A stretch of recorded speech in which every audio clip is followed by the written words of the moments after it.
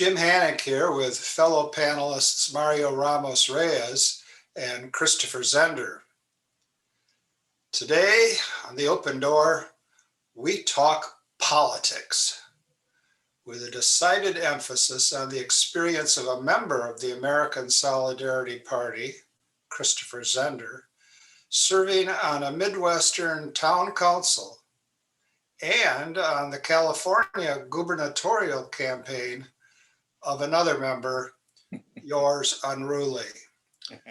We have no special guests, just our regular panel of irregulars. As always, we begin in prayer. Come, Holy Spirit, fill the hearts of your faithful and kindle in them the fire of your love. Send forth your Spirit, and they shall be created, and you shall renew the face of the earth. O God, who has taught the hearts of the faithful by the light of the Holy Spirit, grant that by the gift of the same Spirit, we may be always truly wise and ever rejoice in his consolation. Through Christ our Lord. Amen. Mario, will you launch us into the deep? Yes. Today we are going to talk about politics. And the first question that I have is, since we are a member of the American Solidarity Party, I would like to know, what is your take on political subsidiarity? Any of you, Jim, you want to jump in? Yeah, Jim, you jump in. Well, Christopher, I thought that this was your lead question. Well, I'm leading. I'm leading here. So I've already jumped into the deep. All right, I think you need to get us oriented at least. Well, okay. Well, I guess in some ways, what I do is about the most subsidiarial aspect of subsidiarity, being a councilman for the village of Hartford, Ohio, population roughly 400. So that's a pretty small government. But subsidiarity isn't simply about smallness. I mean, that's one of the, I think, the confusions about it, that the idea that subsidiarity means that political matters should only be handled at the lowest possible level, or the lowest level. It really is that that matters political should be addressed at the appropriate level. So those which should be addressed most properly at the local level, or even at the level of the family, should be left there, and those questions, those concerns which address more broad, that require a higher level of government to handle, should be answered at a higher level of government. So subsidiarity would, in the American context, would include township governance, it would include village governance, it would include state governance, it would include federal governance, and all those things can be fitted into subsidiarity. So it's subsidiarity is only a principle that you can apply in politics. What about in other areas? Well, I think it could be implied in other areas, wherever there's a human community, right? And at a certain level too, I guess you would say the individual falls under the concept of subsidiarity. We don't want to, for instance, take from the individual his ability or his opportunity to achieve virtue by the exercise of his own will. So I think, yeah, I mean, it works in the church as well. I mean, we have obviously a very centralized church in the Catholic Church, but that doesn't mean that the Pope should be handling everything, or that every decision should be made by the Pope or by the Vatican. It should be made again at the most appropriate level. And how to determine that is not always easy, but yeah, in level of business too, you would want to have, if you had a larger business, you'd want maybe your departments to make a lot of the decisions that the head of the company shouldn't have to make, that type of thing. Why is it, I have a final question for you. Why is it better to deal with issues at the local level when the local level perhaps don't have the resources that perhaps a centralized government has?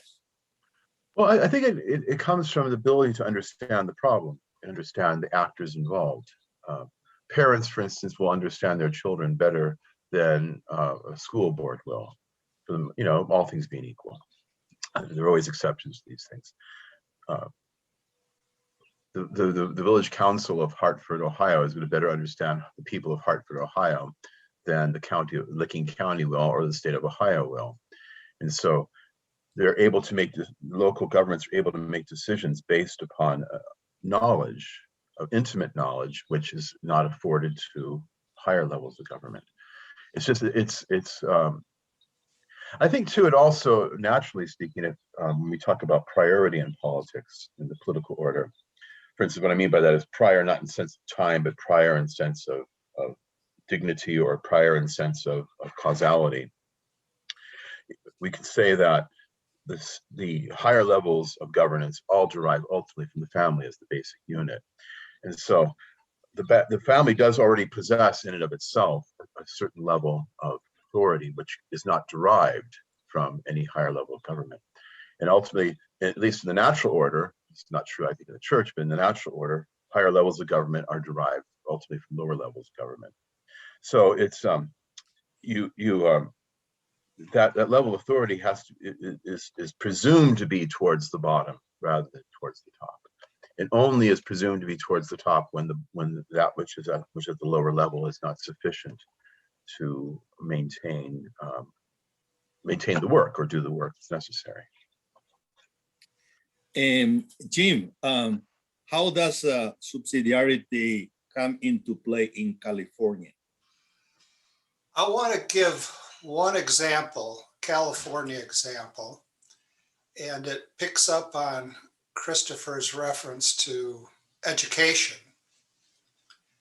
And then, as is so often the case, I want to turn to metaphysics. But we begin with California. Here in Inglewood, California, which is, what should I call it? A unit, as it were, a semi-autonomous unit within Los Angeles, California. We've had real problems providing just decent education, never mind excellent education, just decent education. I well remember attending a parent-teacher conference. I was the parent.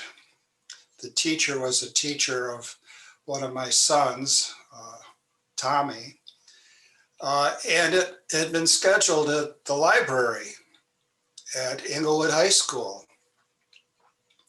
I got there and the library was on fire. So we had to relocate our parent-teacher meeting.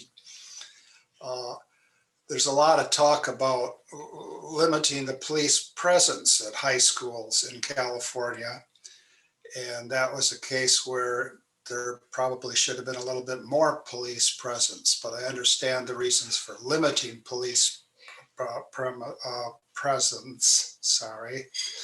So that's just a background, and what happened after a time in Inglewood is that the state of California took over, not the county of Los Angeles, but the state of California took over the Inglewood school system, lock, stock, and barrel. And after a fairly indecent interval, maybe 2 years, the school district was more in debt than it had been before. It was already bankrupt, but it had become more bankrupt due to the tender solicitations of the state of California. Now, that's a case where subsidiarity is a complex and fluid sort of thing. You try to see if something will work, and sometimes it's not clear that anything you try will work. But the idea is, as Christopher says, the people in Inglewood ought to know more about their own students than the people up in Sacramento know. And the people in Sacramento said, no, we actually know more than you do. Let us help you out. And they didn't. And I think one result of that is there are more and more charter schools in the state of California, and certainly more and more charter schools in the Los Angeles area. And once again, the struggle between centralization and decentralization kicks in. Who opposes the charter schools? Well, teachers' unions. What? The teachers at the charter schools oppose their own schools? No. National level teacher unions oppose charter schools because, after all, if you have charter schools, you're going to have more independence. And what large units usually don't like is smaller units that show independence. So that's a little bit of subsidiarity in action and contraction in the state of California. Now comes the metaphysics.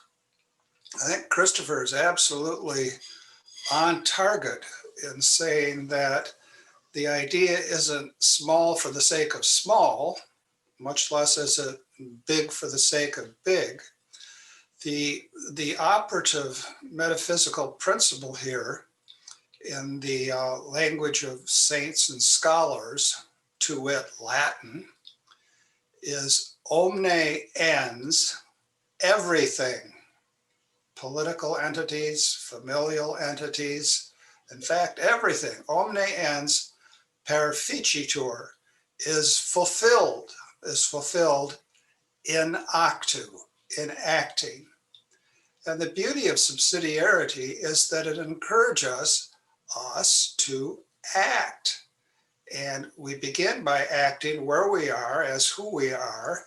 And when we can't do what needs to be done, then we draw on the larger community. And when we can't do what needs to be done with the larger community, then we get into politics seriously, state level politics if necessary, national politics if necessary. It's not that the principle of subsidiarity is some sort of aesthetic ideal. It's not like we prefer cameo-sized brooches as opposed to outdoor public art monuments. It's not aesthetic. It has to do with the very being of things. Things realize themselves in action, and we can best realize ourselves in action if we are allowed to, and if we take initiative to, act where we are. And then we move ahead, tentatively. As the late and great, never mind what the cancel culture says, as the late and great Saint Junipero Serra says, siempre adelante con juicio, always forward, but with judgment, good judgment. And I think that's what the principle of subsidiarity actually is. Very interesting. But I still have a question, and the question is this. Given the fact that we are living in a time, and I think we always have been living in such a time in some way or another, where government in general are guided, inspired by ideologies. And ideologies tend to be universal. They want to implement certain principles, value into government, whether it's a local government, whether it's the federal government, always tend to be universal and try to persuade people or impose people those values. So here we propose the principle of subsidiarity, which begin from the local government, if you will, or for the small government or this singular unit.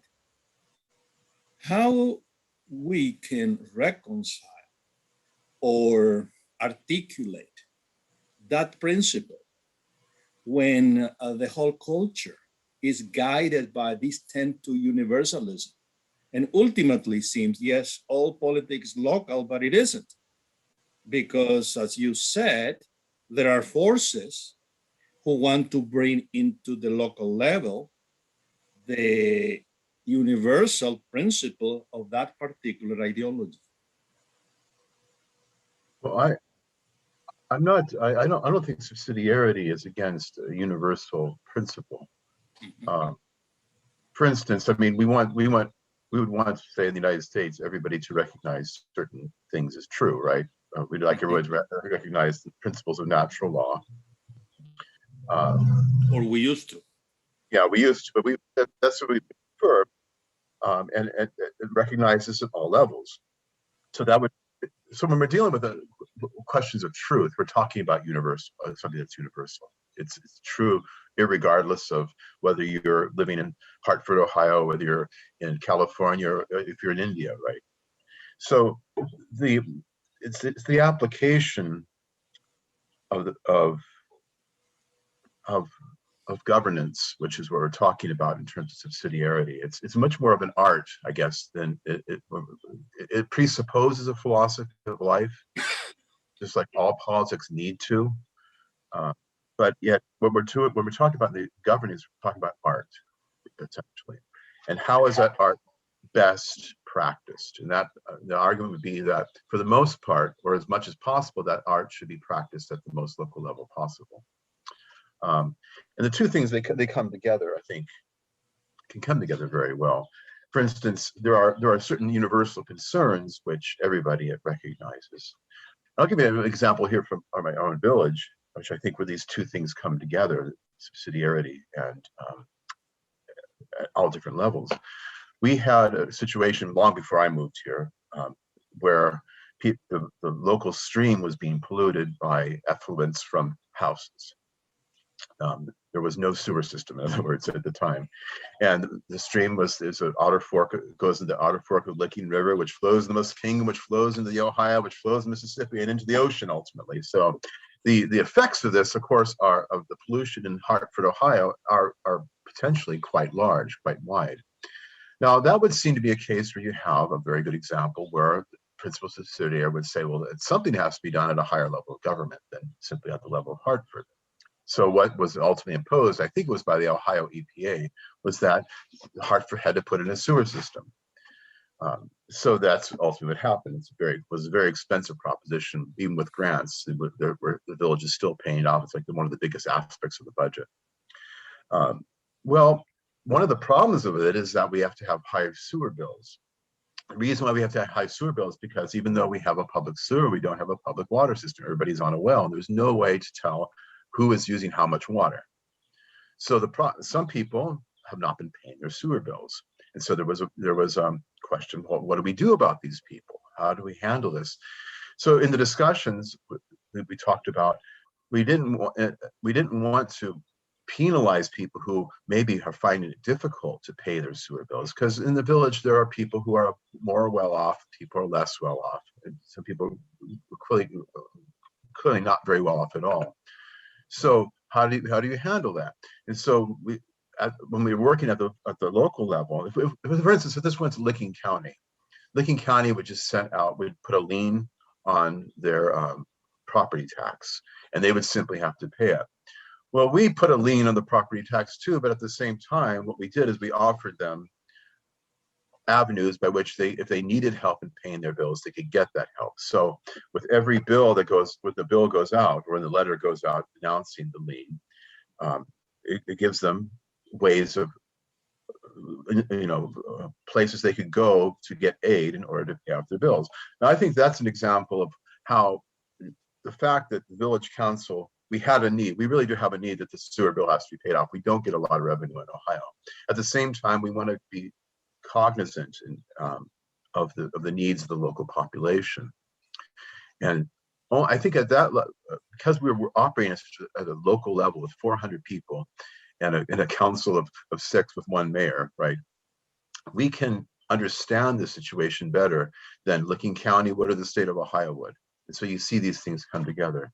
Is that an example of an application of higher truths? I think it is. I think it's an example of a basic conviction that you have to treat people decently and you have to operate for the common good, namely the good of all, irregardless of their ability to pay and of their wealth status. So I thought that would be an example of how subsidiarity does work. So, but you, in passing, I think, referred to something that it seems that is related to subsidiarity, which is solidarity. Mm-hmm. But what I observe as a try to understand contemporary culture, that principle is rejected as naive by many people, mainly young people, who are more inclined toward a notion of freedom, which is pretty much libertarian freedom. And that's widespread everywhere. I'm not talking about the United States, it's in everywhere. Mm-hmm. So the question is, how then we can or encourage people to look at subsidiarity and solidarity as a positive way of understanding how very local and efficient government work? Well, I think solidarity is something which will naturally occur unless it's interrupted by selfishness or ideology, right? There's obviously a burg of the size of Hartford cannot exist on its own. It doesn't have, it hasn't reached that level of self-sufficiency, right? That can constitute it as a fully functioning, fully competent state. So that there has to be some cooperation between localities in order to achieve whatever goods we need to achieve. And you can see that in the pollution of the river example. There has to be, when we all share a common river, we have to make sure that everybody is working together. So I think we can, I found dealing with people on a more local level, when you actually talk to people, they can understand this principle of solidarity. Somehow it gets ruined in when we get into the higher media levels of life, or when you get into more places where people are more anonymous from one another. But in small towns, people understand that, that it's at least on a very, very humble level of that. In a small town, what you do is you look out for each other. And that's, I think, ultimately one way of expressing it. People have expressed it in maybe not such terms as solidarity, but what the principle is looking out for one another. It could be looking out for one another as individuals, as families, as villages, as counties, but ultimately international, that we look out for each other because we're all, as they say here in Ohio with the COVID thing, we're all in this together, right?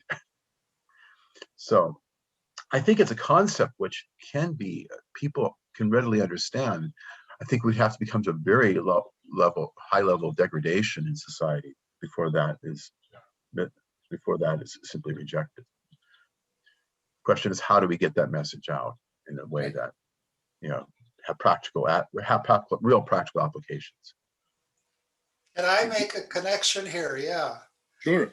I'd like to look at solidarity as the antidote for ideology.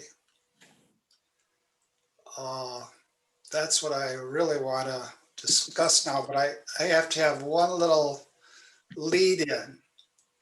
Sometimes people will use the word ideology to refer to any coherent set of beliefs. So much so that Euclid's geometry could be challenged as mathematical ideology. If you have four beliefs and you want to show that those four beliefs are somehow interconnected and coherent, given the pathetic level of public discourse, you can be accused of having an ideology. And that's mistaken.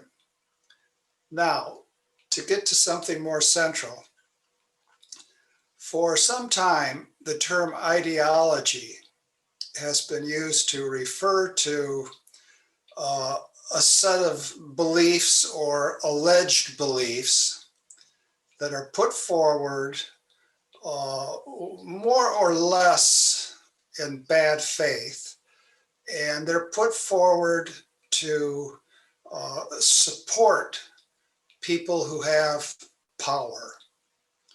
And so ideology has come to mean a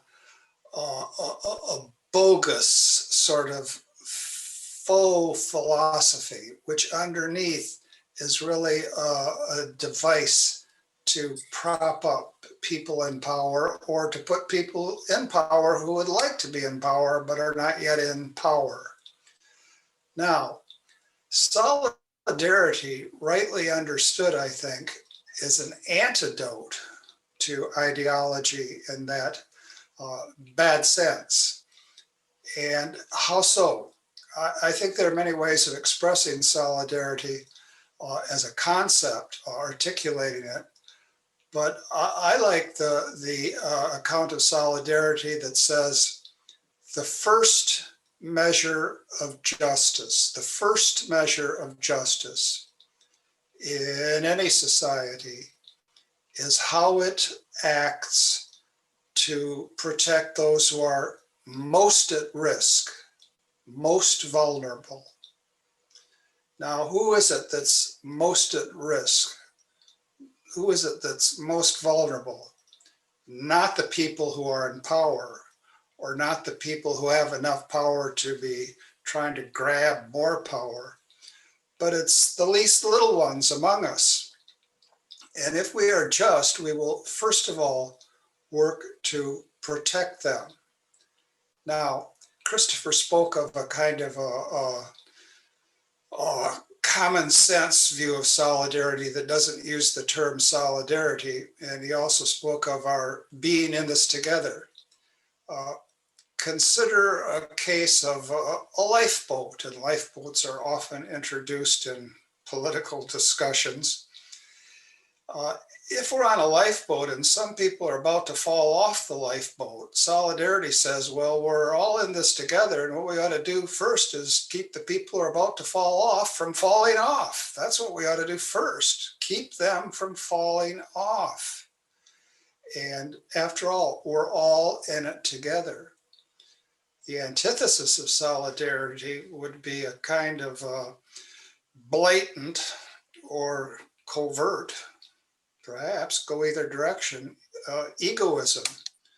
Oh, that guy's about to fall off, I'm going to give him a push because I'll have more room for myself. That's the absolute opposite of solidarity. But that is in fact what ideology leads to if it's a smokescreen for maintaining power.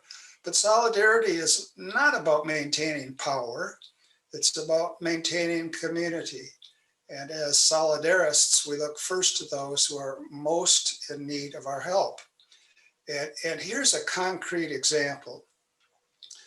It's contemporary, and it's something that cries out to heaven for rectification. There is a tendency in this country, as there has been a tendency in the developed countries of the West, to put the old folks in a home. Yes, let's put them in a home. After all, we're never at home ourselves. We're out making money. So let's put the old folks in a home. And what we've seen during the COVID crisis is the old folks at home are the most likely folks of all to die of COVID. What we take to be doing them a good turn turns out to be very often doing ourselves a good turn. And we put them at a heightened risk. We immediately do so when we put them at a risk for more and more isolation.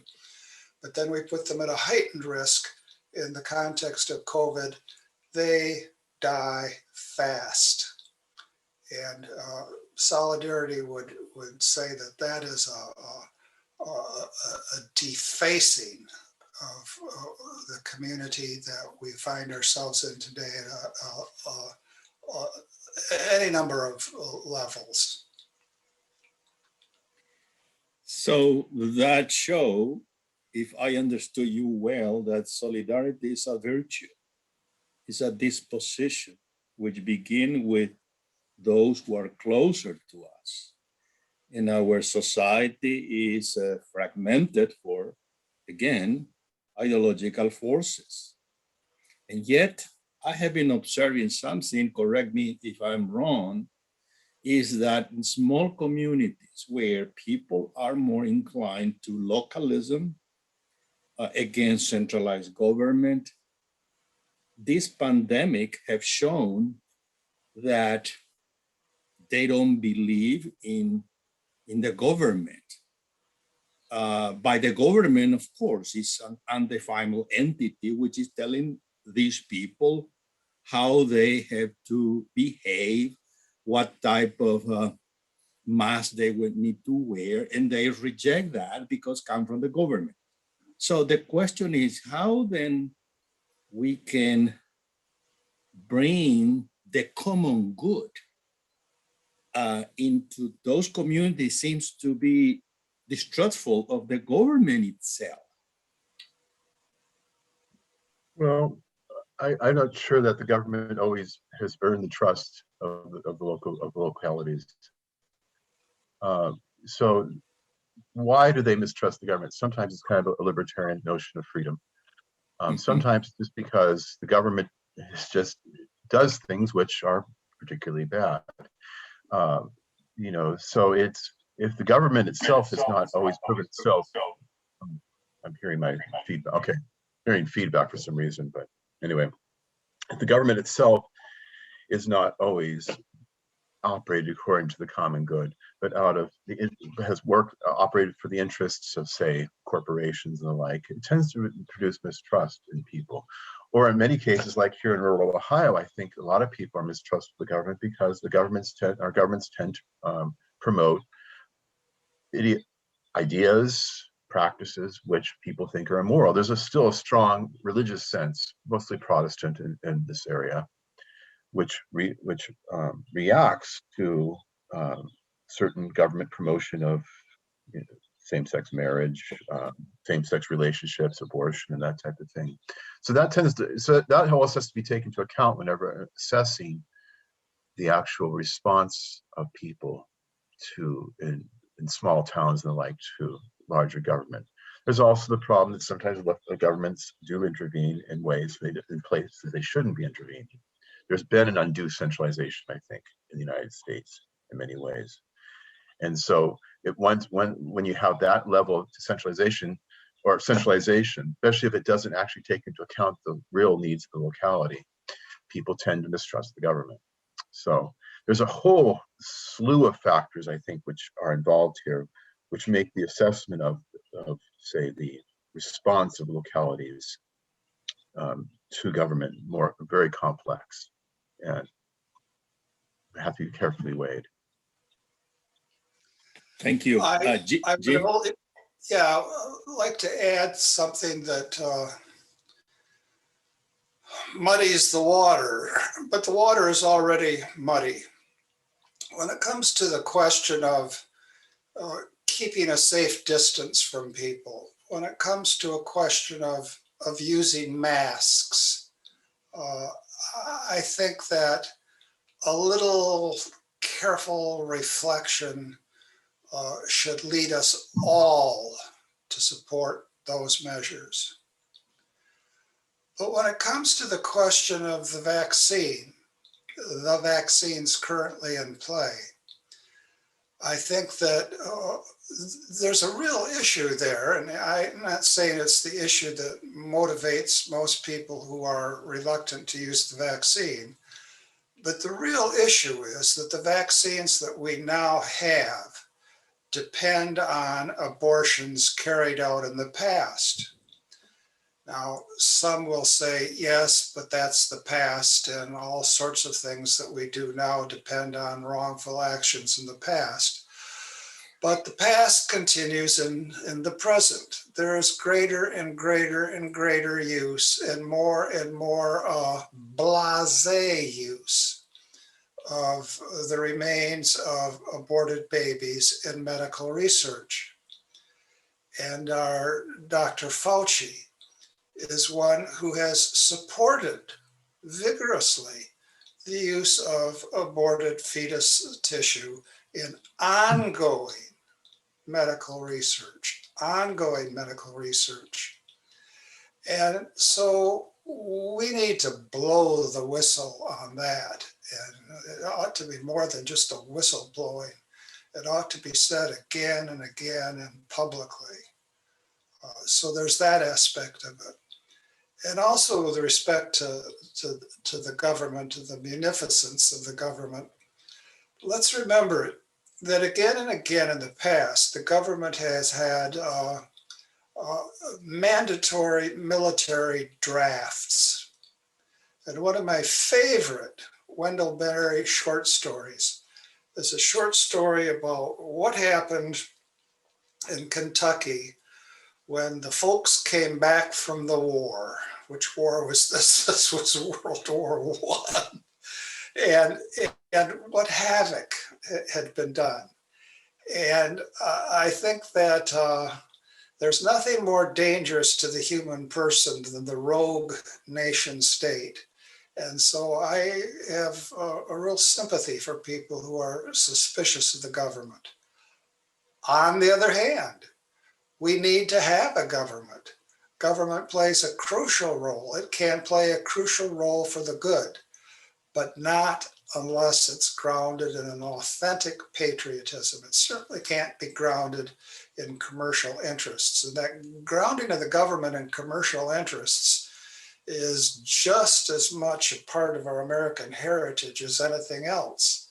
I think it was first and foremost commercial interests that led to the 1776 maneuvers.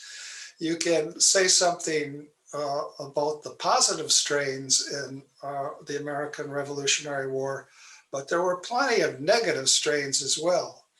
I think one thing that history has shown us is that truth is the first truth is the first casualty of war. Indeed. Precisely when I hear you talk about the complaint against the government, it seems that as people generally use, that give a negative connotation to government itself. And then people fall into the other extreme where one has to be self-sufficient and the government is the problem. So in that sense, there is a profound division between those who favor those who are against. That's an ideological struggle. And yet the government has a function and has a purpose. And there is what I may call a middle ground, if you will. And that place, I think, is the one that the American Solidarity Party need to fill. Now, having said that, you just mentioned the word patriotism or patriots. And there is a distinction between flag wavers and patriots. What is that distinction all about, do you think? Okay, there's one thing I want to, what we said last, our previous discussion. Yeah. I think sometimes we use the term government, our mind immediately goes to Washington. That's the government, right? Okay. And in reality, it is part of the government. It's the federal government, but it's not government as such. Government is at all levels. And so I think that's something we really have to rediscover in the United States. And part of it, there's various reasons why we don't think of the government as local. And why people don't pay much attention to their local governments, as if it's not really important, when it's actually extremely important for the flourishing of human life. But that's, I think, is something important. When we talk about being anti-government, oftentimes it's anti-federal government or it's anti-state government or something. Sometimes it is just ideologically anti-government. I mean, obviously, when you go back to the American Revolution, like Thomas Paine's common sense, what presents government as a necessary evil, right? The liberal notion of the necessary evil rather than as something as a positive good. So there's that strain as well. But it's also, the fact that people tend to focus on one level of government rather than another. That leads them to these notions. So your question again was, I'm sorry, I forgot. So the distinction between flag wavers and patriots, is there such a distinction? Should be making that distinction? I think there is. I think, well, part of it is there's a kind of, what tends to develop as a kind of exaggerated nationalism. A flag waver oftentimes is somebody who tends to take his own nation and make it absolute, that his nation has a kind of preeminent right to exist, and that the rest of the world has to exist for the sake of his nation. In the United States, it takes a kind of a queer form. I don't know if this, maybe it's true in other places as well, but it has been true in other places. But there seems to be a need for Americans to think of their country as always being the greatest, which makes me sometimes wonder if it became very clear to them that was no longer the greatest, whether they would have the same kind of love for their country. Love for country, true patriotism is like love for one's parents. You don't have to recognize that your parents are the most virtuous or the best, the most intelligent, the richest, or anything else. You love them simply because they're your parents and you come from them. That's really, I think, that's the base. You love. So patriotism has to be rooted in the conviction that these are my people. That's why I love them, and I want to work for the best of my people. What is the common good for everybody? I think it also we've tended to abstract patriotism in the United States, because we place it only at the highest level. For instance, when we have our village council meetings, what do? We begin with the Pledge of Allegiance to what? The federal government, essentially. Why not the state government? Where is the state government anymore? Where is local government in terms of patriotism? Being that we're human beings, we're both, we have intellect, but we also live by our senses. I do really think that there has to be a more sensual level to the sense of patriotism. That love of country is really love of, first and foremost, the place in where you live. And that really roots it and makes it deep. It becomes difficult, of course, in the United States because people move around so much, right? To have that kind of devotion to place. But I do think that's essential to it. But ultimately, you love it because you belong to it. You love this people because they're your people. They're like your extended family. And the love has to express itself in a desire to do what's good for them, and to live in solidarity for the sake of the common good. It has nothing to do with how great they are, how beautiful they are, how intelligent they are, nothing but the fact that they're your people. And that's why I think true patriotism. It's rooted in the sense of the word pater in Latin, father. And you love your people like you love your father. Fatherland. Jim, any reaction to that? I think Christopher has beautifully articulated the nature of patriotism. St. Thomas Aquinas treats patriotism under the heading of piety. And piety he treats under the heading of justice. And justice, well, the core of justice is giving each one his due. Now we have a special need to give our due to God, who gave us our very being, a special duty to give our due, to give the right response to our parents, and a special duty to give a right response to the communities which make it possible for us to flourish as human beings. So patriotism is part of piety, and piety is part of justice, and at the very core is our sharing of a common nature. We share through God's good gifts something of his nature. We share quite clearly something of the nature of our parents, and we're social beings. And so our social nature is something that we could not sustain without the communities in which we live. And all of these factors have to be interwoven. So I think Christopher has splendidly made those connections. So, talking about the American Solidarity Party, it seems to me, according to what you are saying, Jim, is that we need to build from the bottom up what some sociologists have called the subject, the community first, and then the political apparatus, because ultimately we need an institution in order to win elections. Now, having said that, I have a question. Jim, do you think that is reasonable or possible, or it's just a very, it's really impossible to win the governorship of California? If that is the case, why? Why not win it if it's impossible? Well, you know, Mario, truth be told, the party elders thought it was crucial that we have a youth ticket. And so when the consensus was reached that we needed a youth ticket, well, it fell to me. It fell to me. And furthermore, I've had a lifelong interest in Don Quixote. So, so there are any number of factors. Of course, in human terms, it's utterly impossible that I win this race, and especially because the competition is just heated up.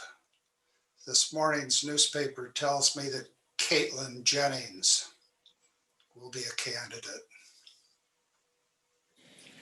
Oh, that's very interesting. So with that kind of competition, it's going to be more than tough. However, the flag needs to be flown. The American Solidarity Party has a terrific platform. It expresses the best of Christian social thinking, the best of Jewish social thinking, and we have Muslim members. So the flag needs to be flown. And I think this is an opportunity to do just that. Here in California, of course, we have the enshrinement of the culture of death. There's a chance to challenge that. We have this extraordinary commitment to letting China go unchallenged. The Los Angeles Times, which purports to be an intelligent production of the best of critical race theory, has a supplement once a month, I think, produced by the Chinese Communist Party. It's called China Watch. It's a supplement the Times distributes, and they're paid to distribute it. They're actually paid to distribute it. And every single piece in the China Watch is the puffiest of puff pieces. So I think that there will be some debates from time to time in the campaign, and we can challenge the enshrinement of the culture of death. We can challenge the growing tyranny of China, and we can also address in very concrete ways specific, especially specific California issues like housing. It's well known that there are lies, damn lies in statistics, but here are some statistics that I think are pretty much on the mark. In California, our median housing costs are about 47% higher than nationwide. And that makes our housing costs the highest in the nation. In terms of housing units per resident in California, we rank 49th in the nation. We have in California 125,000, give or take a few thousand, homeless people. People have been displaced from any housing whatsoever. And about 20% of our population lives in poverty. That means we have in California the highest poverty rate in the nation.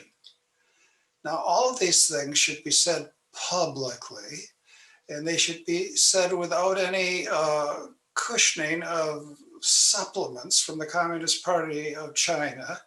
And they should be said in a context in which we peel away the incessant discussion of what celebs ought to move to the front in our celebrity culture. And California is the absolute citadel of the celebrity culture. And we're not going to win, but we sure as shooting can speak up and speak some home truths to people who oftentimes are not going to hear them. Thank you.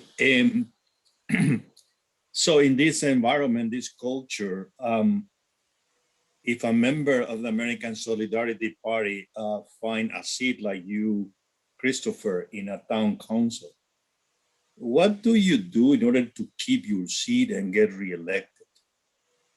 Well, I think here the number of people who actually want to serve in the village council will not. I don't think there's be much challenge. Four members of the village council are up for election in November.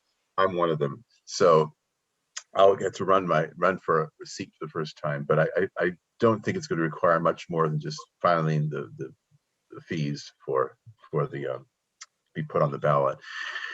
So, but I would like to use the opportunity, however, to maybe get around to people in the village as much as I can and tell them I'm a village council member, to remind them there is a village council, to remind them that we actually have meetings once a month that they can actually attend. It's one of the things I've been trying to do through electronic means, through Facebook and the like, is let people know that the council's meeting, trying to get the web page revamped and that type of thing.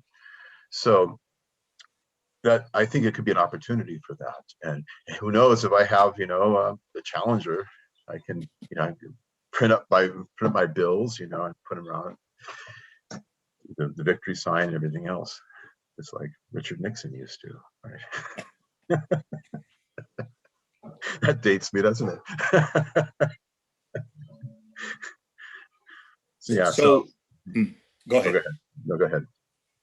So the mission of the American Solidarity Party is also guided by subsidiarity. In some places, we can occupy certain seat because people are not very committed to politics or local politics. In other places, the culture is completely different, different than our own proposal. So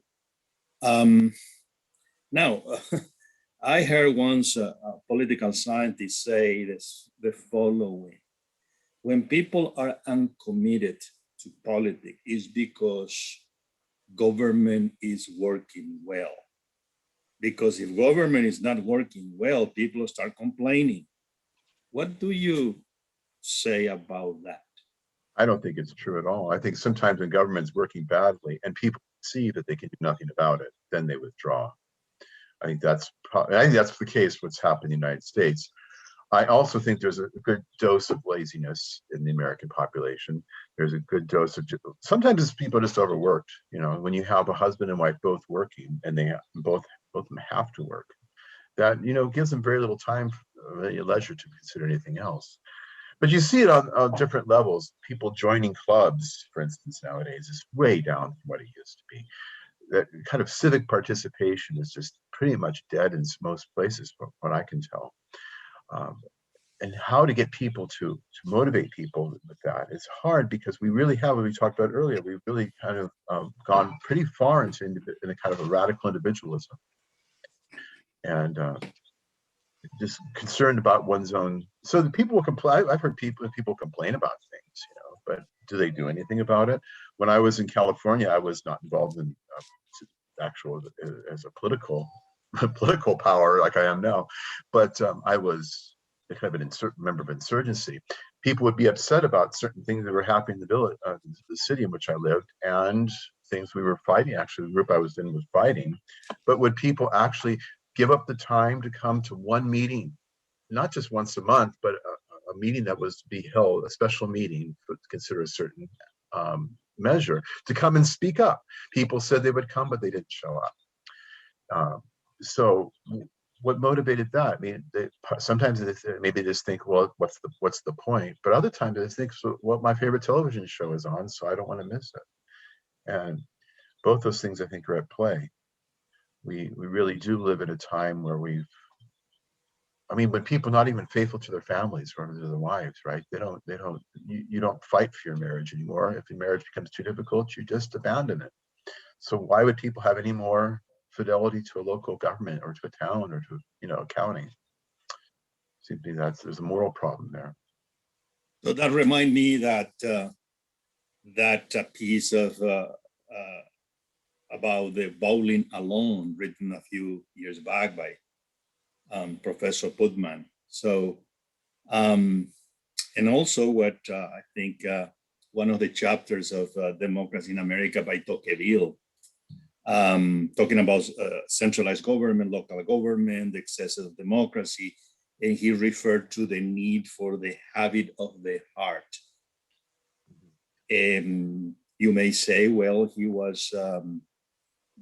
has some love affair with the American democracy at that point, but it seems, according to what you are saying, we are losing that dimension in our democracy. Mm-hmm. What do you think? Yes, go ahead. Yeah, I think that's right. And like I said, there are various reasons for that. Some of them are moral on the part of the citizens. Some of it is just the fact that I think people perceive that much of our government is plutocracy. It's money that speaks. It's not local voices. I've been involved in California when I lived there in what they call open forums, but you're just being handled. We want you to come and comment on this new project that's good. We value your comments, but it's all going to go the way they've already determined it's going to go. And that's, I think, that people senses. So there's a cynicism that develops because of that. We really don't control the government, especially when we only have two parties to vote for, and both of them are corporate backed, right? And I think that's the sense a lot of people have, so they withdraw. And I can see, to a certain extent, it makes a whole lot of sense to do that. I mean, why waste your time when you can't accomplish anything? I've wasted plenty of time accomplishing nothing in politics. So I can understand the sense of despair. Jim, final reflections? Well, the final thought connects with today's gospel, with all the challenges we face, with all the insurmountable hurdles that we are called to surmount. We remind ourselves that the greatest victory has already been won. The greatest victory is already ours. And so today's gospel is from Luke. That very day, the first day of the week, two of Jesus's disciples were going to a village 7 miles from Jerusalem called Emmaus. And they were conversing about all the things that had occurred. And it happened that while they were conversing and debating, Jesus himself drew near and walked with them. But their eyes were prevented from recognizing him. He asked them, "What are you discussing as you walk along?" They stopped, looking downcast. One of them, named Cleopas, said to him in reply, "Are you the only visitor to Jerusalem who does not know the things that have taken place there in these days?" And he replied to them, "What sort of things?" They said to him, "The things that happened to Jesus the Nazarene, who was a prophet mighty in deed and word before God and all the people. How our chief priests and rulers both handed him over to a sentence of death and crucified him. But we were hoping that he would be the one to redeem Israel. And besides all this, it is now the third day since this took place. Some women from our group, however, have astounded us. They were at the tomb early in the morning and did not find his body. They came back and reported that they had indeed seen a vision of angels who announced that he was alive. Then some of those with us went to the tomb and found things just as the women had described, but him they did not see." And he said to them, "Oh, how foolish you are, how slow of heart to believe all that the prophets spoke. Was it not necessary that the Christ should suffer these things and enter into his glory?" Then, beginning with Moses and all the prophets, he interpreted to them what referred to him in all the scriptures. As they approached the village to which they were going, he gave the impression that he was going on farther. But they urged him, "Stay with us, for it is nearly evening and the day is almost over." So he went in to stay with them. And it happened that while he was with them at table, he took bread, said the blessing, broke it, and gave it to them. With that, their eyes were opened and they recognized him, but he vanished from their sight. Then they said to each other, "Were not our hearts burning within us while he spoke to us on the way and opened the scriptures to us?" So they set out at once and returned to Jerusalem, where they found gathered together the 11 and those with them who were saying, "The Lord has truly been raised and has appeared to Simon." Then the two recounted what had taken place on the way and how he was made known to them in the breaking of the bread. The Gospel of the Lord. Thank you. Thank you. Thank you Thank very you. much. Take care. Next time, Pakistan. I hope you didn't hear my chickens in the background during this thing. Oh, I did I have it. baby chicks. I have baby chicks in my office right now. In the office. In the office, yeah. He In a doesn't care about container, yeah. zoning. He doesn't care about zoning regulation. There are no zoning. Scofflaw of the worst sort.